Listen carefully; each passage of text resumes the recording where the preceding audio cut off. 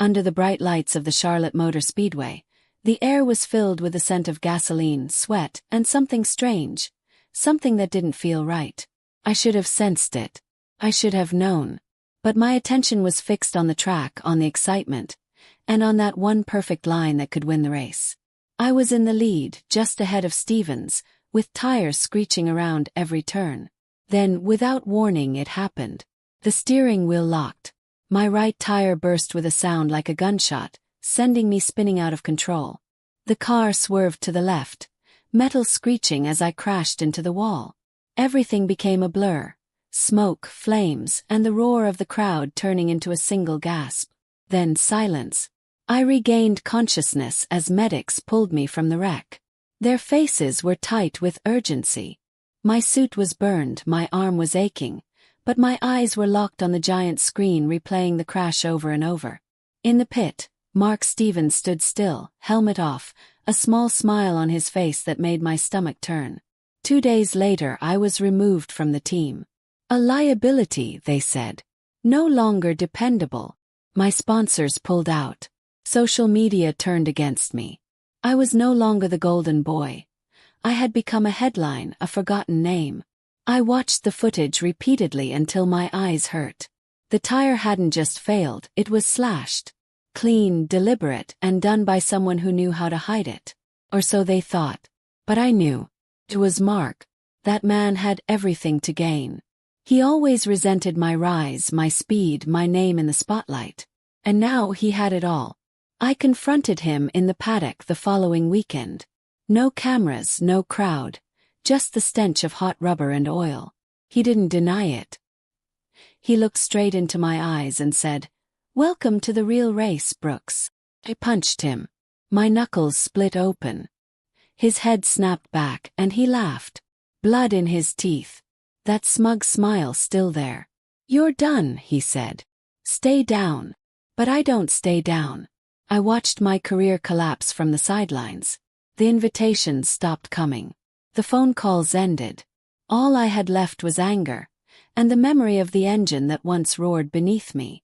I sold my house and moved to Los Angeles. There I found the streets.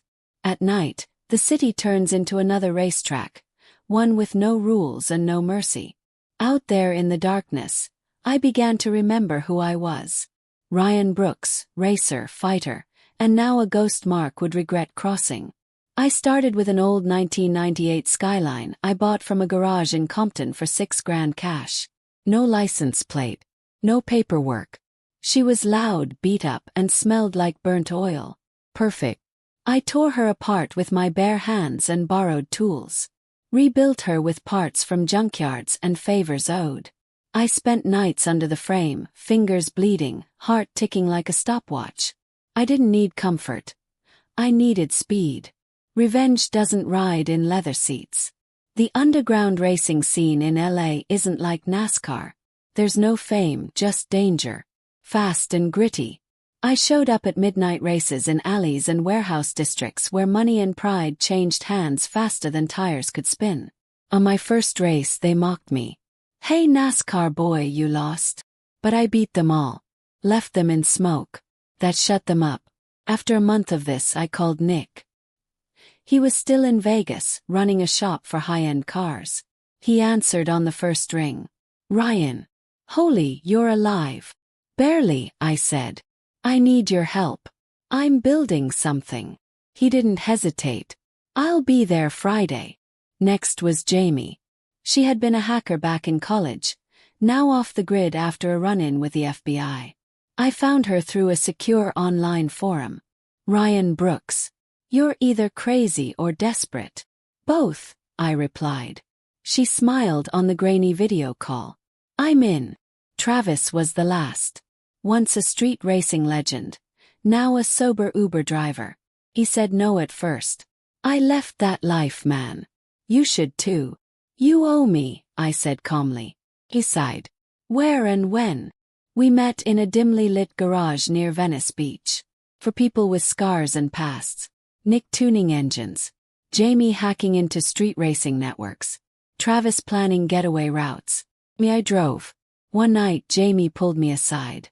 Her tablet glowed with code. Mark's laundering money through a shell crew. Underground races. Huge stakes. Dangerous people. They're untouchable, she said. Not anymore, I replied. Our plan was simple. Infiltrate. Dominate. Dismantle. Every race we won brought us one step closer. Mark was the kingpin of a racing circuit known as the Coil. Invitation only.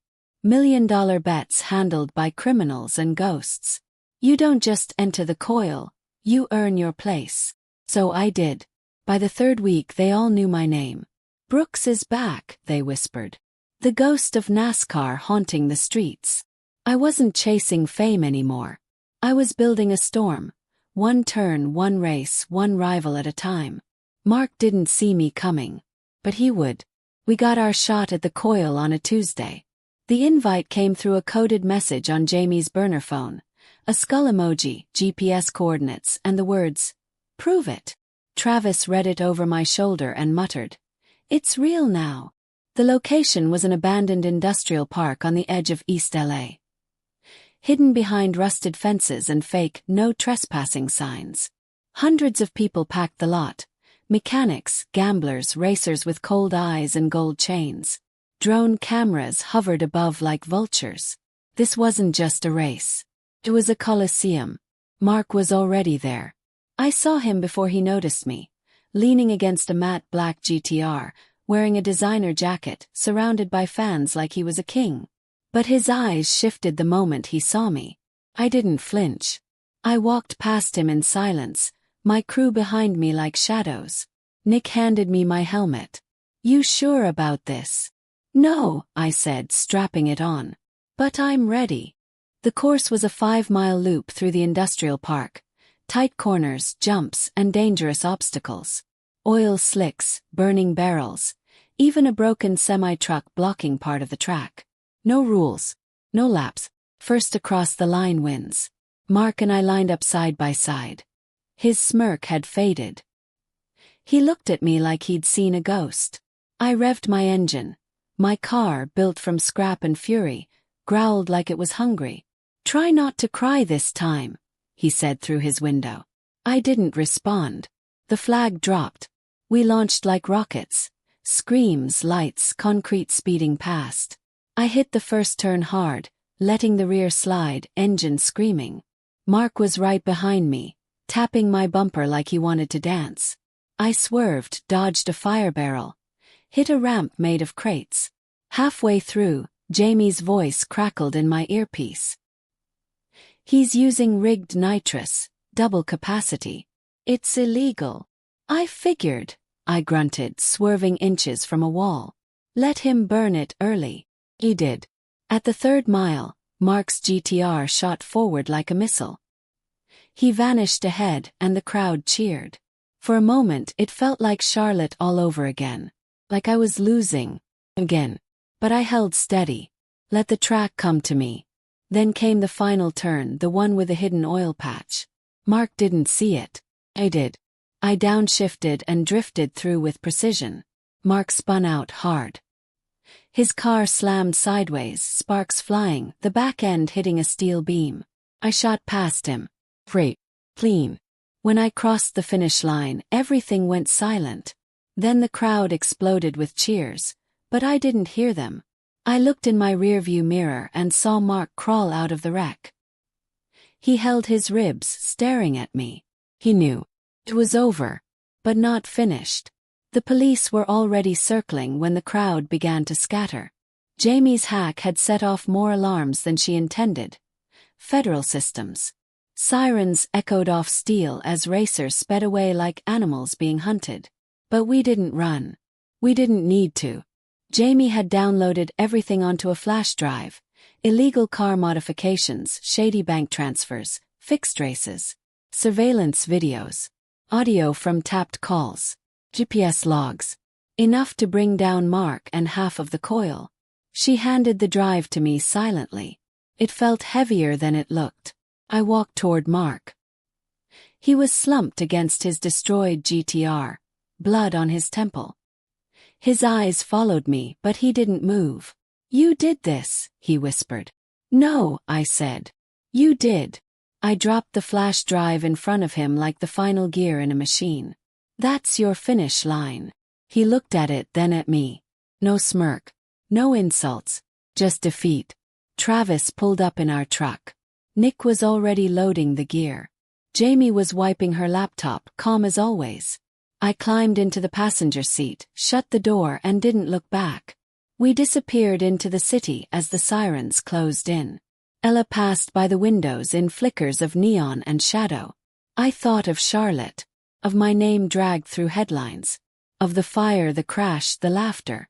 All of it gone now. And for the first time since the wreck, I wasn't chasing anything. I wasn't lost. I just drove.